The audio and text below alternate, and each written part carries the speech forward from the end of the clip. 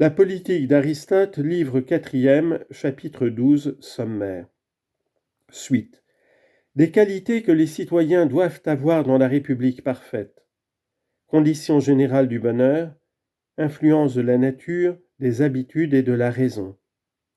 Union nécessaire de ces trois conditions pour constituer le bonheur de l'individu et de la cité.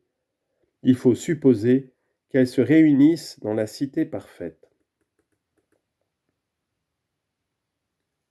Examinons maintenant ce que sera la Constitution elle-même et quelles qualités doivent posséder les membres qui composent la cité pour que le bonheur et l'ordre de l'État soient parfaitement assurés. Le bonheur en général ne s'obtient qu'à deux conditions.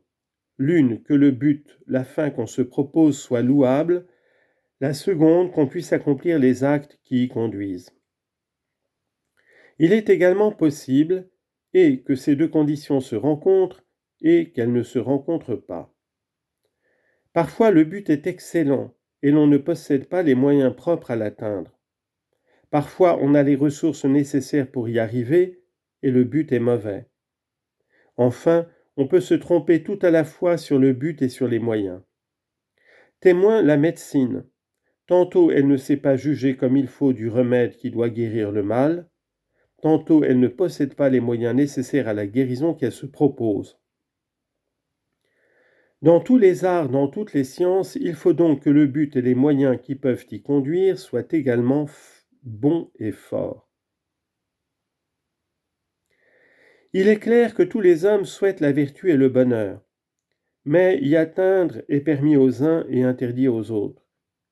Et c'est en effet soit des circonstances, soit de la nature. La vertu ne s'obtient qu'à certaines conditions faciles à réunir pour les individus heureusement placés, plus difficiles pour les individus moins favorisés. Et l'on peut même, avec toutes les facultés requises, s'égarer dans la route dès les premiers pas. Puisque nos recherches ont pour objet la meilleure constitution, source de l'administration parfaite de l'État, et que cette administration parfaite est celle qui assurera la plus grande somme de bonheur à tous les citoyens, il nous faut nécessairement savoir en quoi consiste le bonheur. Nous l'avons dit dans notre morale, si toutefois il nous est permis de croire que cet ouvrage n'est pas dénué de toute utilité. Le bonheur est un développement et une application complète de la vertu, non pas relative mais absolue. J'entends par relative la vertu appliquée aux besoins nécessaires de la vie, par absolue celle qui s'applique uniquement au beau et au bien. Ainsi, en fait de justice humaine, la punition et le juste châtiment du coupable sont des actes de vertu, mais c'est aussi un acte de nécessité, c'est-à-dire qu'il n'est bon que parce qu'il est nécessaire. Pourtant, il serait certainement préférable que les individus et l'État puissent se passer de pénalités. Les actes, au contraire, qui n'ont pour objet que la gloire et le perfectionnement moral sont beaux dans le sens absolu. De ces deux ordres d'actes, le premier tend simplement à nous délivrer d'un mal, le second, tout au contraire, prépare et opère directement le bien. L'homme vertueux peut savoir noblement supporter la misère, la maladie et tant d'autres maux, mais le bonheur n'en consiste pas moins dans les contraires. Dans la morale encore, nous avons défini l'homme vertueux, l'homme qui par sa vertu ne prend pour des biens que les biens absolus, et n'est pas besoin d'ajouter qu'il doit aussi savoir faire de ces biens-là un emploi absolument beau, absolument honnête. De là même est venue cette opinion vulgaire que le bonheur dépend des biens extérieurs. Autant vaudrait attribuer un jeu savant sur la lyre à l'instrument lui-même plutôt qu'au talent de l'artiste. De ce que nous venons de dire, il résulte évidemment que le législateur doit trouver à l'avance certains éléments de son œuvre, mais qu'il peut aussi en préparer lui-même quelques-uns. Aussi nous a-t-il fallu supposer à l'État tous les éléments dont le hasard seul dispose, car nous avons admis que le hasard était parfois le seul maître des choses, Mais ce n'est pas lui qui assure la vertu de l'État, c'est la volonté intelligente de l'homme. L'État n'est vertueux que lorsque tous les citoyens qui font partie du gouvernement sont vertueux.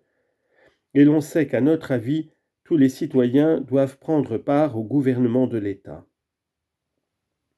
Cherchons donc comment on forme les hommes à la vertu. Certes, si cela était possible, il serait préférable de les y former tous en même temps, sans s'occuper des individus un à un. Mais la vertu générale n'est que le résultat de la vertu de tous les particuliers. Quoi qu'il en soit, 3 choses peuvent rendre l'homme bon et vertueux: la nature, l'habitude et la raison. Ainsi, d'abord, il faut que la nature nous fasse naître de la race humaine, et non de telle autre espèce d'animaux. Il faut ensuite qu'elle accorde certaines qualités d'âme et de corps. De plus, les dons de la nature ne suffisent pas. Les qualités naturelles se modifient suivant les mœurs, et elles en peuvent recevoir une double influence qui les pervertit ou qui les améliore. Presque tous les animaux ne sont soumis qu'à l'empire de la nature. Quelques espèces en petit nombre sont encore soumises à l'empire des habitudes. L'homme est le seul qui joigne la raison aux mœurs et à la nature. Il faut que ces 3 choses concordent entre elles, et souvent la raison combat la nature et les mœurs quand elle croit meilleur de secouer leurs lois. Nous avons déjà dit à quelles conditions les citoyens peuvent offrir une matière facile à l'œuvre du législateur. Le reste est l'affaire de l'éducation qui agit par les habitudes et par les leçons des maîtres.